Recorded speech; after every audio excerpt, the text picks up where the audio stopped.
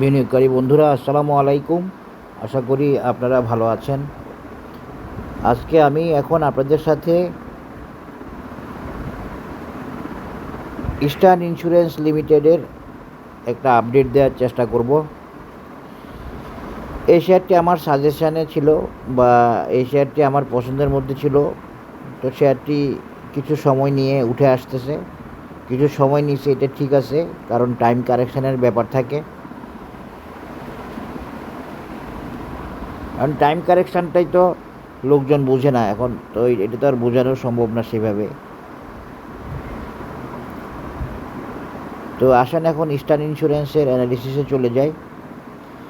একটা কথা বলা দরকার, সেটা হচ্ছে আগামী এই 15 তারিখ থেকে আমার একটা কোর্স শুরু হতে যাচ্ছে, অনলাইন কোর্স, অ্যাডভান্স এবং কমপ্লিট কোর্স।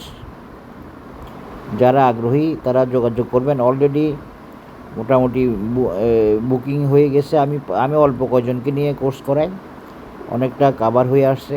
দেখা যাক, যারা আগ্রহী তারা, যারা ভালো অ্যানালিসিস জানতে চান, অনেক ডিপে যেতে চান এবং যারা খুব উৎসাহী, শিখতে চান, অনেক বেশি ডেডিকেশন আছে এবং ভালো সাবজেক্টের স্টুডেন্ট, তাদের জন্য পরামর্শ রইল এই কোর্সটি করার। আসেন এখন ইস্টার্ন ইন্স্যুরেন্সের অ্যানালিসিসে চলে যাই। ইস্টার্ন ইন্স্যুরেন্স দেখেন আজকে খুব বুলিশ একটা মুভমেন্ট দিল। এরকম মুভমেন্ট আমি আশা করি নাই, তবে মুভমেন্টে যাবে এটা জানতাম, অ্যানালিসিস বেস জানতাম, অন্যভাবে তো না। আজকে Eastern Insurance bullish, buy signal, green cloud আপিস, future cloud green, MACD crossover, bullish, buy signal সব ঠিক আছে। এরপরে দেখবো একটু অরুণ দেখি। অরুণে মোটামুটি স্ট্রং আপ ট্রেন্ড, বেশি স্ট্রং না।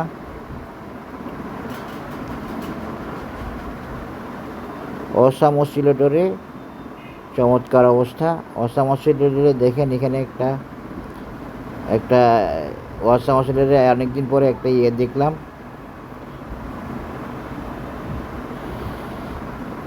এটাকে কি বলে, শশার প্যাটার্ন দেখলাম, যেটা আপনার বুলিশ ফিউচার ইন্ডিকেট করে। এই যে দুইটা রেড ক্যান্ডেল, এই বুলিশ মুভমেন্টের মধ্যে, গ্রিন ক্যান্ডেলের মধ্যে, এটাকে শশার বলে। যাই হোক, এমএসিডি ওকে মোটামুটিভাবে। আরএসআইটা একটু দেখি, আরএসআই, যদিও আমি আরএসআই দেখি না, মূলত আপনাদের জন্য দেখি।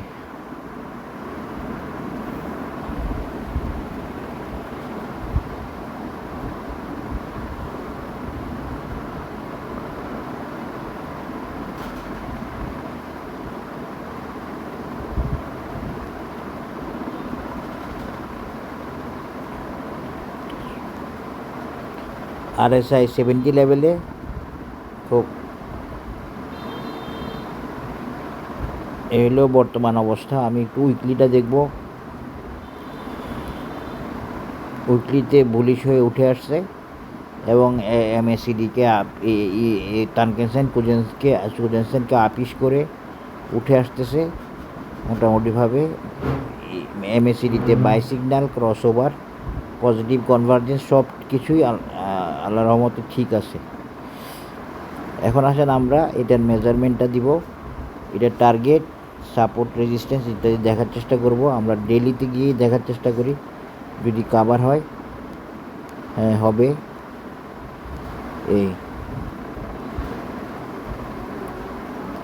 এই শেয়ারটি আসলে খুব ভালো একটা স্টক, এটার টার্গেটও অনেক। এগুলো দেখাইলে এখন আপনাদের মাথা নষ্ট হবে, আগে শর্ট টার্মটাই দেখাই। এটাই থাকুক।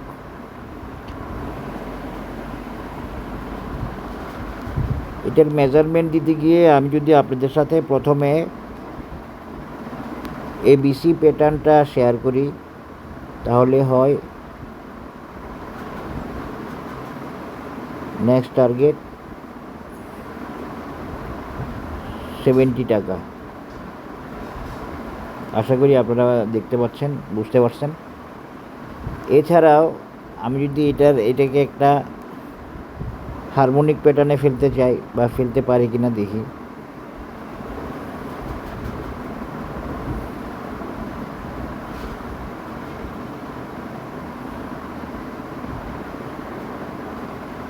এটা প্রায় একটা ব্যাড প্যাটার্নের মতো হয়।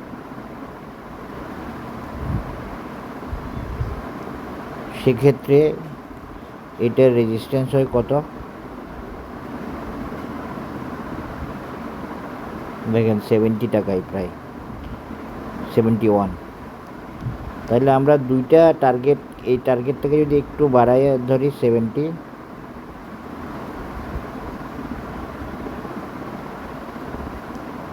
তাহলে আমাদের দুইটা টার্গেটই মিলে গেল ব্যাট এবং এবিসি প্যাটার্ন দিয়ে। এই দারুণ এক মিল। এটা হচ্ছে একটা টার্গেট বা একটা রেজিস্ট্যান্স শর্ট টার্ম। কিসের? এটা হলো ইস্টার্ন ইন্স্যুরেন্সের।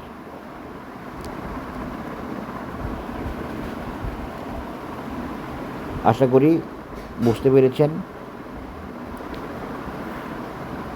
আপনাদেরকে বুঝতে হবে, আপনারা টেকনিক্যাল অ্যানালাইসিস দেন, বিভিন্ন ইউটিউব চ্যানেলে অ্যানালাইসিস দেন, আপনারা এক একজন অ্যানালিস্ট। হ্যাঁ, আপনারা এই জিনিসটাও বোঝেন না যে হিস্ট্রি রিপিটস ইটসেলফ। এটা একটা basic theory, basic principal insurance, এই শেয়ার বাজারের।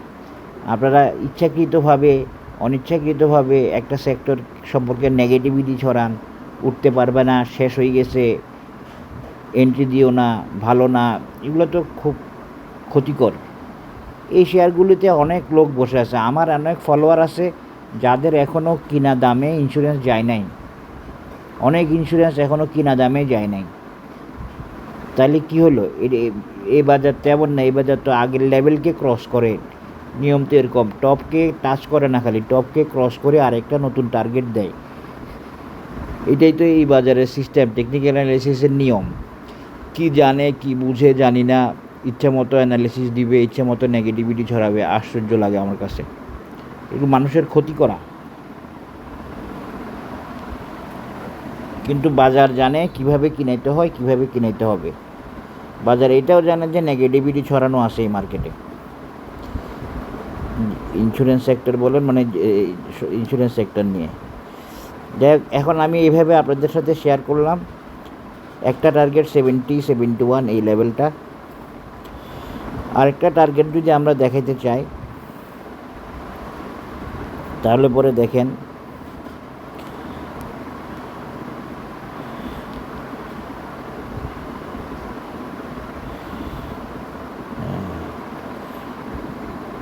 দেখেন 70, 71 এটা দিয়েও মিলতেছে, এখানে 72।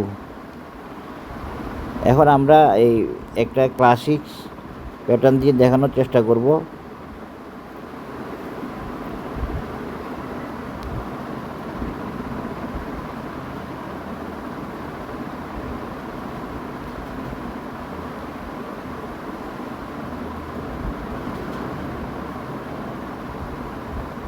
এটা হলো 82।